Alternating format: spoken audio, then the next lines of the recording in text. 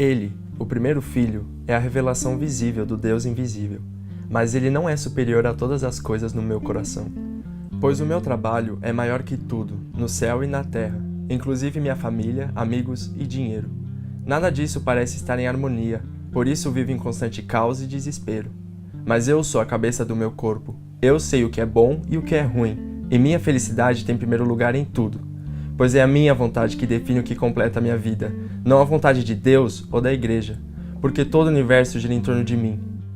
Deus trouxe a paz por meio da morte do seu Filho Jesus na cruz, mas eu escolhi viver todas as coisas mais na terra do que no céu.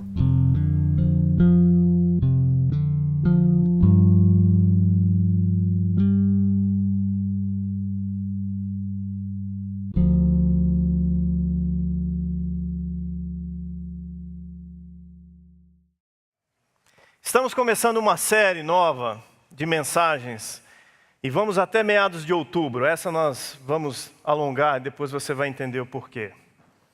E ela está baseada no livro de Colossenses, uma carta que o apóstolo Paulo escreve para a igreja que há naquela cidade chamada Colossos.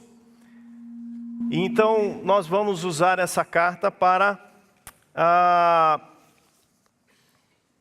observar e ser desafiados com o que Paulo escreve para essa igreja. Uma igreja, ele escreve basicamente para homens e mulheres fiéis e santos, convertidos no Senhor Jesus Cristo. E nós então vamos aqui ao longo desses domingos observar e ser desafiados a ter uma vida que está focada e que reflita o Senhor Jesus Cristo. A verdadeira vida que precisamos ter e a forma certa de se viver, muitas vezes eu e você, nós achamos que sabemos como é que ela pode acontecer. E nós vamos ver nessa carta que é possível se viver, é possível achar coisas e circunstâncias em que vamos gerar vida e no final apenas geram morte, descontentamento, insatisfação, prisão, algemas. Paulo vai desafiar essa igreja em Colossos a abraçar um estilo de vida que gera alegria, paz e satisfação, independente das circunstâncias que a vida na terra gera. Viver a vida como Deus quer vai ser uma série de mensagens bíblicas expositivas, quer dizer, nosso exercício aqui é dizer o que a Bíblia diz, e não o que a gente quer dizer. E que apontará para nós o alvo e a forma de vivermos uma vida que agrada a Deus e nos traz realização. Essa vida só pode ser vivida com o foco em Jesus, Ele no centro. E por causa disso, experimentaremos o contentamento e a alegria que somente Jesus pode dar. Então fica aqui o desafio da liderança para vocês, de acompanharem conosco nesses domingos, e você pode já ir lendo em sua casa o livro de Colossenses. Não precisa esperar ter as mensagens aqui não, pode já ir lendo, que depois você só nos ajuda a dizer se o que está sendo falado aqui bate com o que o Espírito Santo falou com você na sua casa. Ok? E nós vamos começar com o capítulo 1 do livro de Colossenses. Então convido você a abrir suas Bíblias lá no Novo Testamento, já ajudei bastante. Colossenses capítulo 1. Esses negocinhos do aplicativo que vieram no boletim servem para marcar muito, muito legal a Bíblia. Guarda aí. Colossenses capítulo 1. E vamos observar o que o apóstolo Paulo escreve a essa igreja.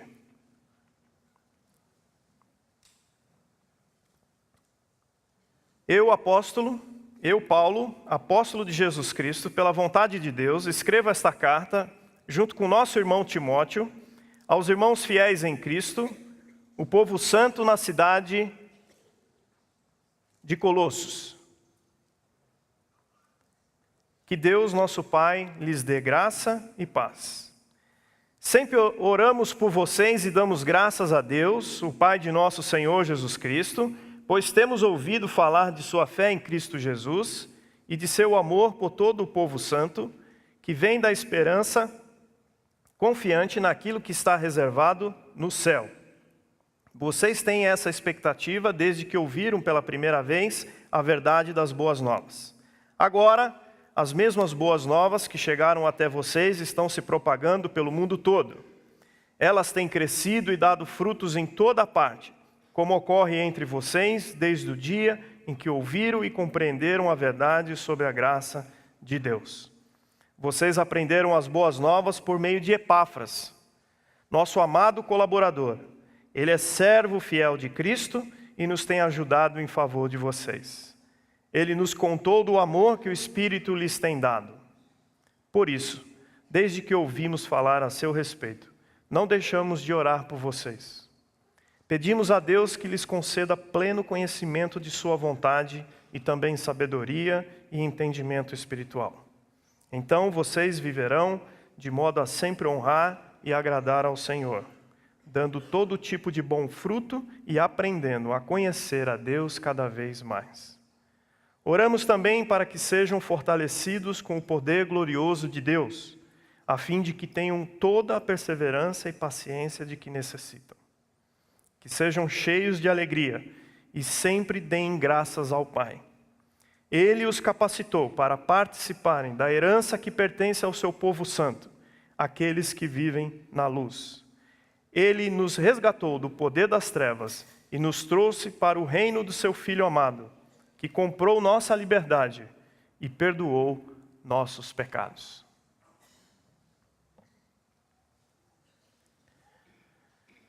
Paulo recebe notícias da igreja na cidade de Colossos. Colossos é uma cidade que ficava ali na região da Turquia. Não existe mais. Mas também não era uma grande cidade, era uma cidade pequena. Uma cidade que não tinha tanta importância, nem comercial, nem econômica, talvez nem de população. Mas para lá foi Epáfras. Epáfras conhece Paulo provavelmente em Éfeso, cidade em que Paulo ficou bastante tempo. E lá, muito provavelmente, abraça a fé no Senhor Jesus Cristo. E sai de lá e vai para Colossos e começa essa comunidade. Paulo não conhece essa igreja. Paulo ouve falar. Chegam notícias de Colossos para Paulo. Parecido com o que nós vimos aqui semana passada com o Renê e a Sara. Nós não conhecemos a igreja de Roma. Mas eles nos trouxeram notícias. E boas notícias, não é verdade? Quem estava aqui domingo passado? Os crentes que estavam aqui domingo passado. Boas notícias, mas nós não conhecemos aquela. Paulo não conhece Colossos, mas o amor de Paulo por todo aquele que crê no Senhor Jesus Cristo é tão grande que o Espírito Santo o impele, o motiva a escrever uma carta. E ao longo dessa série de mensagens, nós vamos entender quais são esses motivos. Há indícios de um falso ensino chegando nessa igreja. Um falso ensino que está tentando prender os fiéis a correrem atrás de regras, regulamentos, aquilo que a gente chama aqui no linguajar de igreja de legalismo. Você tem que fazer coisas para poder alcançar a salvação. Por isso que Paulo vai, durante a carta de Colossenses, falar da supremacia e total dependência de Jesus Cristo. Não precisamos de regras, não precisamos de regulamentos, precisamos apenas do Senhor Jesus. E ele então começa dizendo na sua carta uma saudação importantíssima. Eu, Paulo, apóstolo de Jesus Cristo pela vontade de Deus. Paulo afirma a sua autoridade. Eu, apóstolo enviado por Deus de Jesus Cristo. Não é por minha vontade. É vontade de Deus que eu encontrei Jesus face a face naquele caminho para Damasco. E não foi um encontro. Foi uma trombada. Foi uma cacetada. Ao ponto de deixá-lo cego e deitado numa cama por vários dias. Paulo viu o Senhor Jesus face a face. Paulo viu a glória do Senhor Jesus. Por isso ele tem autoridade para escrever o que ele escreve. Por isso que Paulo escreve e o que ele escreve é palavra do Senhor Jesus. São palavras de Deus, são palavras inspiradas pelo Espírito Santo. Por isso eu e você temos que ouvir. A nenhum mais de nós foi dado a missão de ser apóstolo. Por isso tome cuidado. E veja nos apóstolos que tem por aí, se a vida deles, os frutos, batem com os apóstolos que estão na Bíblia. Ele continua, junto com Timóteo, aos irmãos fiéis em Cristo, o povo santo na cidade, para a igreja. Sempre oramos ao ouvir a notícia boa.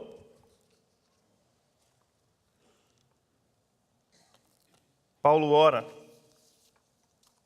Damos graças a Deus, nosso Pai, pois temos ouvido falar da sua fé em Cristo Jesus e do seu amor ao povo santo, que vem da esperança confiante naquilo que está reservado no céu. A boa notícia que chega para Paulo é de uma igreja viva, uma igreja sadia, uma igreja que está fundamentada em 3 grandes marcas de uma igreja viva. Fé no Senhor Jesus Cristo, amor uns com os outros, fruto de uma esperança, não no que está acontecendo, não no que pode acontecer no dia de amanhã, não no que aconteceu ontem, mas o que está reservado no céu. Esperança na vida eterna. Essas, podemos dizer, que são 3 marcas muito fortes de uma igreja viva. E o que nós queremos, afinal de contas, nós somos igreja, não somos? E nós queremos ser uma igreja viva, não queremos? Não queremos igreja morta. Igreja morta é só um ajuntamento de pessoas. E não causam nada. Ajuntamentos vêm e vão e não causam nenhum tipo de mudança, nenhum tipo de transformação. Mas Paulo sabia que uma igreja viva causa muita coisa. Inclusive transformação de vidas. E é por isso que ele agradece a Deus.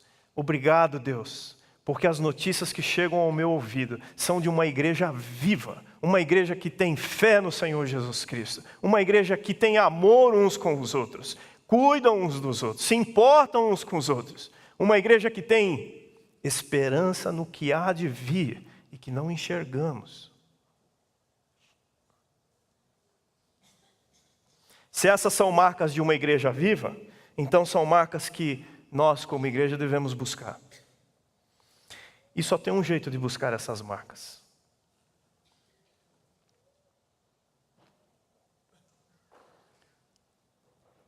É olhando para Jesus. É quando nós, como igreja, mantemos os nossos olhos fixos em Jesus. E é isso que motiva Paulo a escrever essa carta. Boas notícias chegam ao meu ouvido. Estou contente, mas é preciso que vocês continuem andando com os olhos fixos no Senhor Jesus. Por isso que, quando nós falamos de fé, me vem à mente esse versículo. Ainda não foi. Alta tecnologia.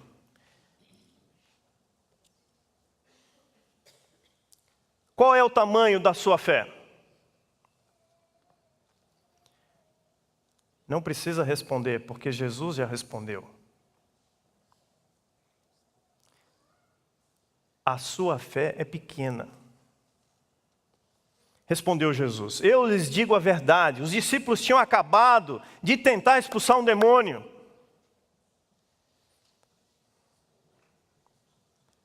E tomaram a maior rasteira do demônio. Se tivessem fé, ainda do tamanho de uma semente de mostarda, poderiam dizer a este monte: mova-se daqui para lá, e ele se moveria. Nada seria impossível para vocês, mas essa espécie não sai, senão com jejum e oração.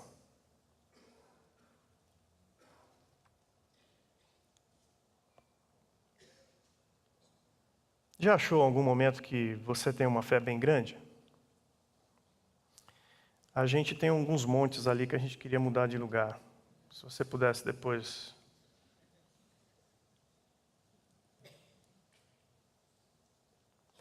Fé não é algo que vira de um dia para a noite, uma chave, uma pílula que você toma e que você passa. Não. O apóstolo Paulo, em Romanos, ajuda um pouco a gente a entender. A fé vem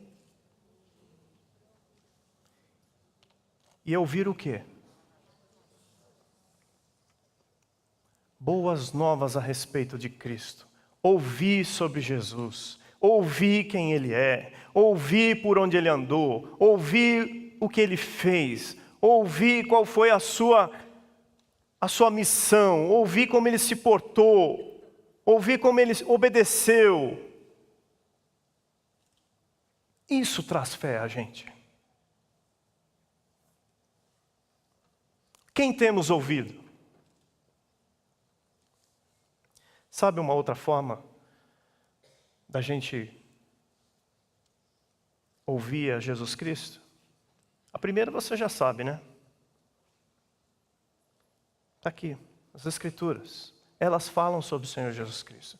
Por incrível que pareça, que você acredite, de Gênesis a Apocalipse, elas falam sobre Jesus Cristo. E se tem uma época que estamos vivendo como igreja, estamos lendo muito pouco isso aqui. Por isso somos homens e mulheres, jovens, crianças, adolescentes, pré-adolescentes, seja lá que idade você tenha, todos nós somos de pequena fé. Mas também podemos ouvir a fé da boca de homens e mulheres que têm buscado o Senhor Jesus. E aqui também outra coisa que a gente tem feito pouco, principalmente nós jovens, e eu me enquadro nos jovens. Porque há entre nós, e a comunidade, a bênção da comunidade é essa, há entre nós homens e mulheres que com suas lutas, suas vidas, suas experiências, sim, seus cabelos brancos, seus corpos já gritando de dor, têm caminhado com o Senhor Jesus Cristo, e essa fé tem sido exercitada, e eles sim podem nos ajudar, nós jovens, a olhar para o Senhor Jesus e ter fé, olhando para eles. E nós estamos olhando outras coisas, estou falando específico para os jovens.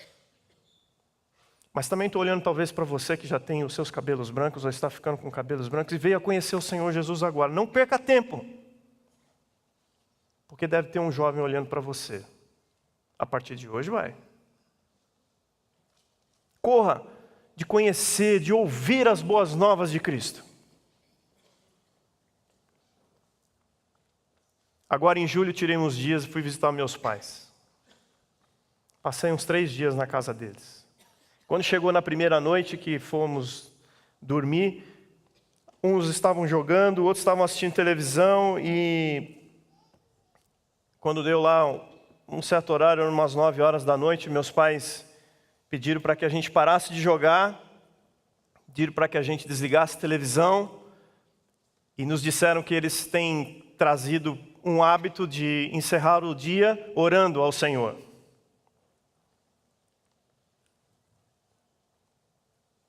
Se ajoelharam na sala, todos nós estávamos ali na sala, eu, a Ju e as crianças, e nos ajoelhamos também, alguns ficaram sentados, e oramos ao Senhor. Depois, nem todos foram dormir. E eu fiquei com um negócio assim, falei, caramba, como a gente perde fácil. Como é bom ter as pessoas, às vezes mais velhas, perto da gente, para nos dizer, nos lembrar aonde é que deve estar a nossa fé. Por isso que todos nós nos enquadramos aqui em pais, avós, irmãos, tios, madrinhas. Todos nós temos alguém que a gente pode lembrar aonde nós temos que ter a nossa fé. E a gente pode fazer isso com o simples ato de orarmos. Eu sou lembrado pelos meus pais. Você pode ser lembrado por um irmão, pode ser lembrado por um tio, pode ser lembrado... Não importa, não se perca, não se deixe perder pelo que você não tem. Olhe para aquele irmão que tem. Ouça. Veja. Experimente. O amor entre os santos. Por isso agora o Senhor Jesus disse aos discípulos quando estava de partida: novo mandamento para vocês. Amem uns aos outros. Como eu amei, vocês devem amar uns aos outros. Eu amei chegando perto de gente mal cheirosa, chegando perto de gente doente, chegando perto de gente que a sociedade não quer mais, chegando perto de gente que se achava um lixo, chegando perto de gente que não vivia mais de forma digna dessa sociedade. Façam isso também. Seu amor uns pelos outros provará ao mundo que são meus discípulos. Essa é uma marca muito forte da igreja viva. A minha pergunta é, onde está o nosso amor pelos outros? Como eu consigo amar os outros se às vezes eu não consigo nem amar a mim mesmo? Raio de quem inventou o espelho.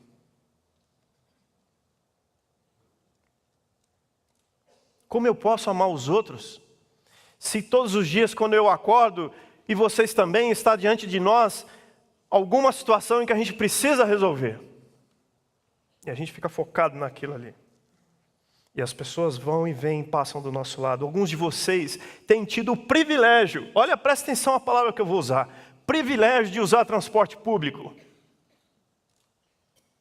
Porque passam do seu lado milhares de pessoas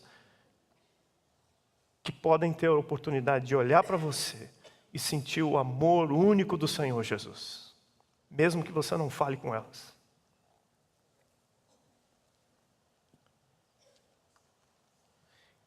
Muito pelo contrário, nós nos encarceramos dentro dos nossos carros.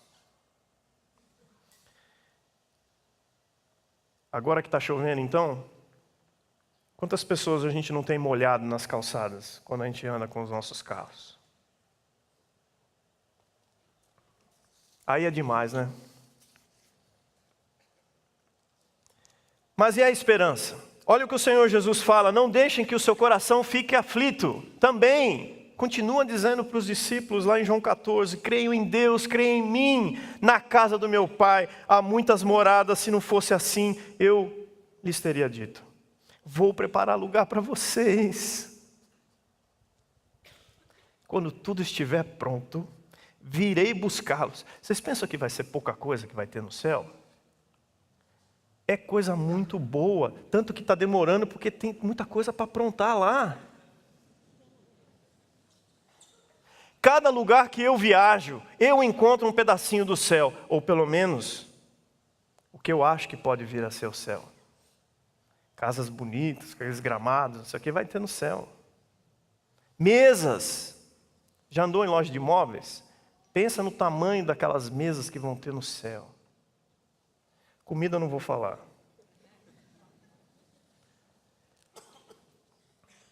Onde temos colocado as nossas esperanças, muito pouco da gente, da igreja, tem pensado lá nas coisas que estão sendo reservadas no céu. Nós estamos aqui, agora. O que está acontecendo? O que está pegando? O que tem me segurado aqui?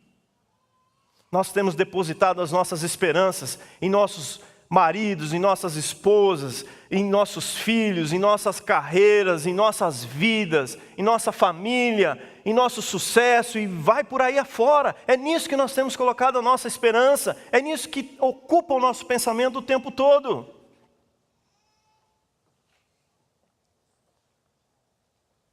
Não deixem que o seu coração fique aflito. Sabe como que o Senhor Jesus ensinou aos seus discípulos e a todo o povo que andou com Ele? A lembrar que esses pilares são importantíssimos na vida de todo discípulo dele. A oração. E é justamente uma oração que Paulo faz logo em seguida. Olha a oração que Paulo, nós já lemos, mas vou chamar a sua atenção. Olha o que ele ora por essa igreja. Pedimos a Deus que lhes conceda pleno conhecimento de sua vontade e também sabedoria e entendimento espiritual. Ontem, num pequeno grupo, uma pessoa virou para mim e falou assim: Cláudio, entendimento espiritual tem tudo a ver com maturidade espiritual. Eu falei, exato, é isso mesmo. Não é assim, leva tempo. Leva-se às vezes a vida inteira, mas se busca, se consegue. Então vocês viverão de modo a sempre honrar e agradar ao Senhor, dando todo tipo de bom fruto e aprendendo a conhecer a Deus cada vez mais. Oramos também para que sejam fortalecidos com o poder glorioso de Deus, não na força de vocês. É no poder glorioso de Deus, a fim de que tenham toda a perseverança e paciência de que necessitam. Que sejam cheios de alegria e sempre deem graças ao Pai. É isso, essa oração que Paulo faz para a igreja, nada mais é, igreja, a oração que o Senhor Jesus Cristo faz todos os dias por mim e por vocês. Hebreus diz que o Senhor Jesus está sentado à direita no trono, intercedendo por mim e por vocês. E essa eu posso dizer para vocês, que é uma oração que vem do Senhor Jesus, porque a palavra de Deus é palavra de Deus. Está orando para que nós conheçamos mais a Deus, para que nós possamos agradar e ter uma vida que honra a Deus, para que nós possamos ter sabedoria e maturidade espiritual diante de tudo que acontece ao nosso redor, para que a gente possa dar bons frutos, e principalmente que a gente possa conhecer a Deus cada vez mais. Jeremias. Poxa, como eu me identifico com Jeremias? Não é só por causa do choro, não. Jeremias recebe do Senhor uma palavra dizendo: se o homem quiser se orgulhar de alguma coisa, orgulhe-se de conhecer a Deus cada vez mais.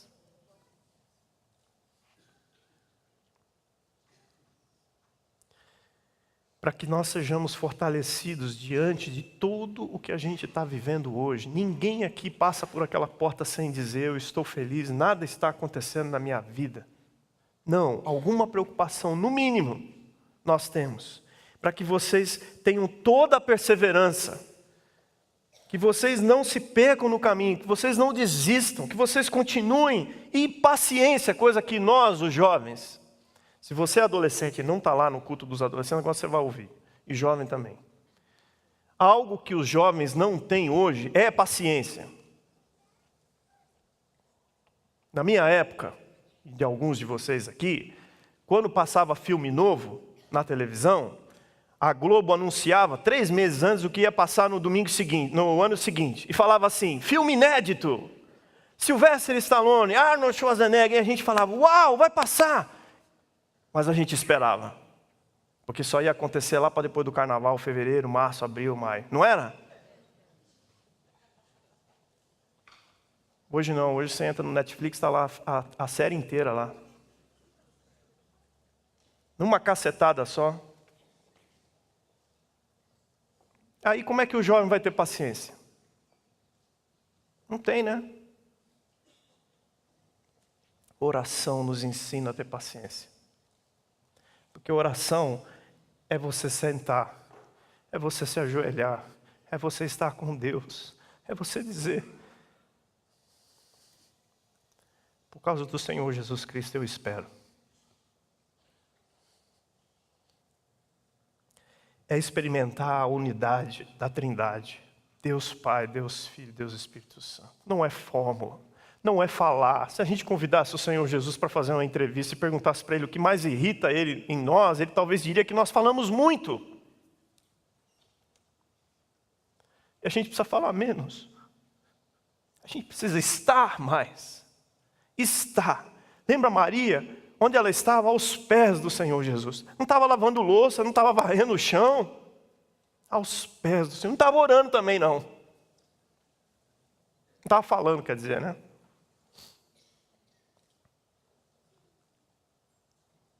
Eis aqui uma disciplina que uma igreja viva tem que trazer para o seu dia a dia, a oração. E aqui o meu desafio não é só para vocês, para mim também. É experimentar, é viver, é tornar isso um hábito. Não tem fórmula, não tem jeito, é algo muito individual, meu e seu. É uma jornada inesperada.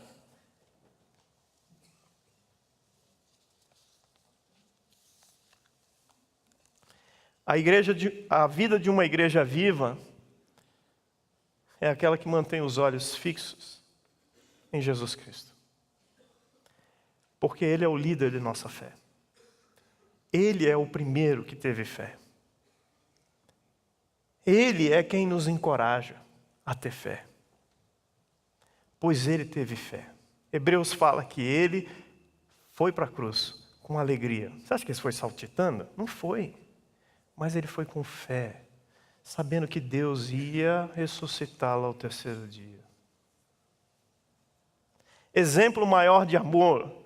Toda vez que eu e você nos relacionarmos com alguém, nós temos que lembrar do Senhor Jesus. Onde está o amor do Senhor Jesus aqui? Inclusive com aqueles que a gente gostaria que o chão se abrisse. E é o Senhor Jesus quem nos encoraja diariamente com novas esperanças no céu. Não é aqui, queridos. Nem eu, nem você, nós sabemos. O que é que o Senhor está usando? Por que Ele está permitindo que caminhos, eu e você, a gente caminhe? Porque a missão de resgatar o homem é dele. Ele nos resgatou do poder das trevas e nos trouxe para o reino do seu Filho amado, que comprou nossa liberdade e perdoou os nossos pecados. Isso por si só já é o suficiente para eu e você acordarmos cedo de manhã e darmos um glória a Deus. Obrigado, Deus, por mais esse dia de vida. Enche-me de força e de coragem para enfrentar o que eu tenho que enfrentar, e aquilo quando eu me desanimar, que o Senhor me coloque o Senhor Jesus Cristo na minha frente. Porque se nós tirarmos o Senhor das nossas vistas, se deixarmos que outras coisas desviem os nossos olhos, não vamos conseguir caminhar com fé, não vamos sentir o amor de Deus em nosso coração, e muito menos vamos esperar um novo céu e uma nova terra. Ficaremos presos, aprisionados em nossos medos, nossos temores. O que tem desviado seus olhos de Deus?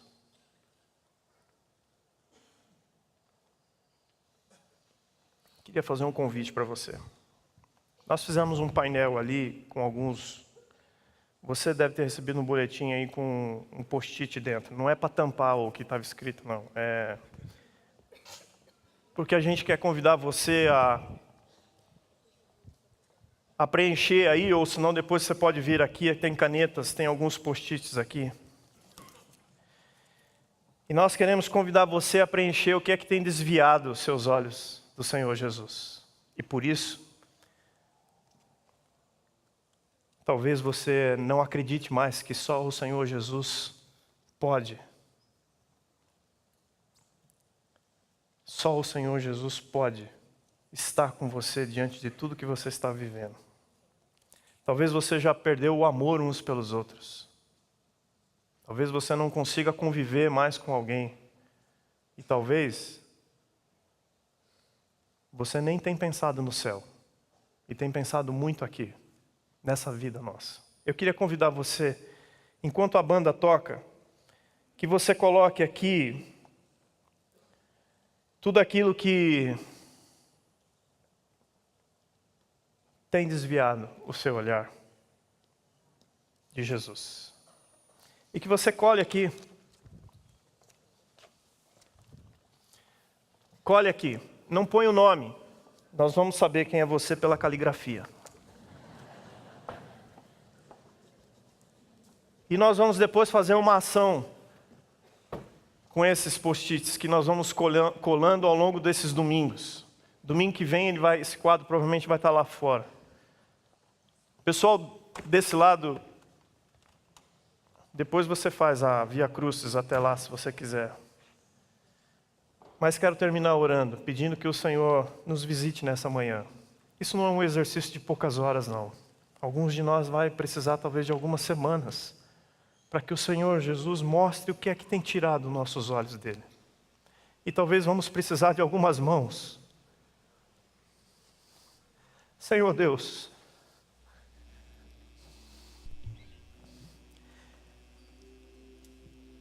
da melhor forma que a gente puder chegar perto do Senhor, ainda são trapos rasgados, como eu ouvi hoje de manhã numa oração. E é verdade.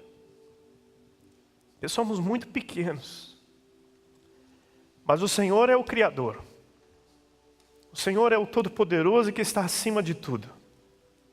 É o Senhor que vai encher os nossos corações de fé, de amor e de esperança. Queremos ser uma igreja viva, não fechada aqui em paredes, mas para fora, aonde vamos sair daqui a pouco. Queremos ser vivos lá fora. Que a nossa fé no Senhor Jesus, que o nosso amor, que a nossa esperança na vida eterna, fortalecidos por uma vida de oração, seja o nosso alvo, seja o nosso desejo, a partir de hoje e todo sempre. No nome do Senhor que oramos. Amém.